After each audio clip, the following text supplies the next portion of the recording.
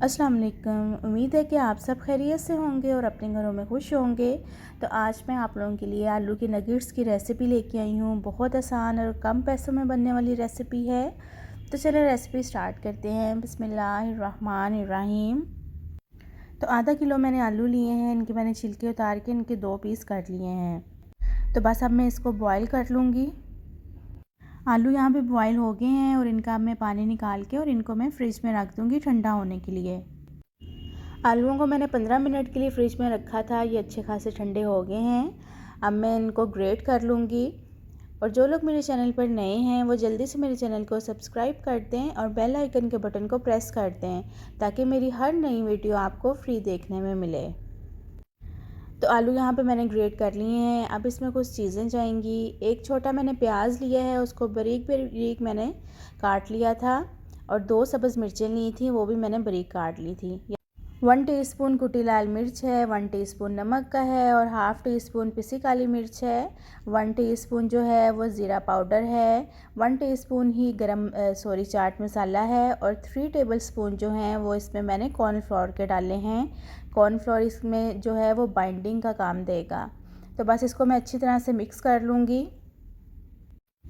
तो अब यहाँ इसको मैं हाथों से मिक्स करूँगी ताकि इसमें जो कॉर्नफ्लोर डाला है और सारे जो स्पाइसेस शामिल किए हैं वो सारे मिक्स हो सकें। तो यहाँ पे इसको मैंने अच्छी तरह से मिक्स कर लिया है। तो बस अब इसकी जो शेप है उसकी तरफ चलते हैं। तो यहाँ पे मैंने एक ट्रे ले ली है। ट्रे को जो है वो मैं ऑयल से ग्रीस कर लूँगी क्योंकि ट्रे में ही मैं शेप दूँगी नगेट्स की और इसी में ही मैं इसकी कटिंग भी कर लूँगी। तो यहाँ पे अब मैंने एक पेड़ा ले लिया है और इसको मैं इस पे ट्रे पे रख के इसको हाथों से ही मैं जो है वो चौड़ा करूँगी, हाथों से ही इसकी शेप दे दूँगी। लेकिन अगर आप लोगों को रोलिंग पिन से आसानी लगती है तो आप लोग उससे भी इसकी शेप दे सकते हैं। तो बस इसको मैं इसी तरह फैलाती जाऊँगी और उसकी जो साइड्स हैं, चारों कॉर्नर्स हैं, उनको मैं सेट करती जाऊँगी। तो यहाँ पे इसकी जो परफेक्ट शेप है वो बन गई है। तो बस अब मैं इसकी कटिंग करूँगी। तो मैंने जो नाइफ़ ली है इस पर भी मैंने ऑयल लगा लिया है ताकि इजीली जो है वो कटिंग हो सके।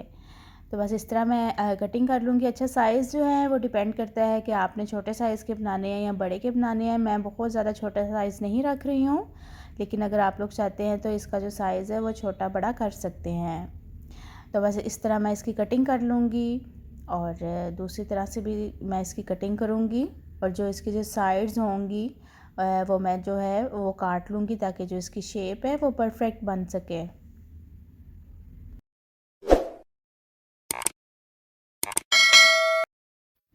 तो यहाँ पे जो नगेट्स हैं उन सब की कटिंग हो चुकी है। तो ये आप शेप देख भी सकते हैं कि बिल्कुल परफेक्ट बनी है। अच्छा, आप लोगों का जो भी दिल करता है आप लोग वो शेप दे सकते हैं। तो बस अब इसकी कोटिंग करते हैं। तो यहाँ पे मैंने एक अंडा लिया है और इसमें मैंने हाफ़ टी स्पून जो है वो मैंने पिसी हुई काली मिर्च डाली है और इसमें हाफ़ टी स्पून ही जो है वो मैंने नमक का डाला है। अच्छा, आप लोग इसमें अगर काली मिर्च कम डालना चाहते हैं तो आप लोग कम भी कर सकते हैं। तो मैं इसको अच्छी तरह से फेंट लूँगी। तो यहाँ पे सबसे पहले जो नगेट्स हैं उनको मैं जो है वो अंडे में कोट करूँगी और उसके बाद जो है इस पे मैं ब्रेड क्रम्स हैं वो लगाऊँगी। अच्छा, ब्रेड क्रम्स की रेसिपी जो है वो मेरे चैनल पर मौजूद है, होममेड ब्रेड क्रम्स। आप लोग जाके वहाँ पे रेसिपी देख भी सकते हैं। तो बस अच्छी तरह से ब्रेड क्रम्स की मैं कोटिंग कर दूँगी और बाकी सारे भी इसी तरह मैं तैयार करके आपको फिर दिखाती हूँ। तो यहाँ पे जो सारे नगेट्स हैं इनकी कोटिंग हो गई है। अच्छा, अब यहाँ पे आके आप इनको 1 हफ़्ते के लिए फ्रीज़ भी कर सकते हैं, ये बिल्कुल ख़राब नहीं होंगे। ऑयल जो है वो मैंने पहले ही से प्री हीट कर लिया था। इसको हम लोग शैलो फ्राई करेंगे, डीप फ्राई नहीं करेंगे। तो बस इसमें मैं डाल दूँगी नगेट्स और इसको मैं मीडियम फ्लेम पे जो है वो फ्राई करूँगी क्योंकि अगर फ्लेम हाई होगा तो ब्रेड क्रम्स बहुत ज़्यादा जल्दी जल जाते हैं और ये बहुत ज़्यादा जल्दी ब्राउन भी हो जाएंगे। तो इनको 1 मिनट हो गया है फ्राई होते हुए। तो अब जो इसकी साइड है वो मैं चेंज कर रही हूँ क्योंकि आलू जो हैं वो इसमें बॉयल्ड ही डाले थे हम लोगों ने, वो पहले ही से कुक हैं।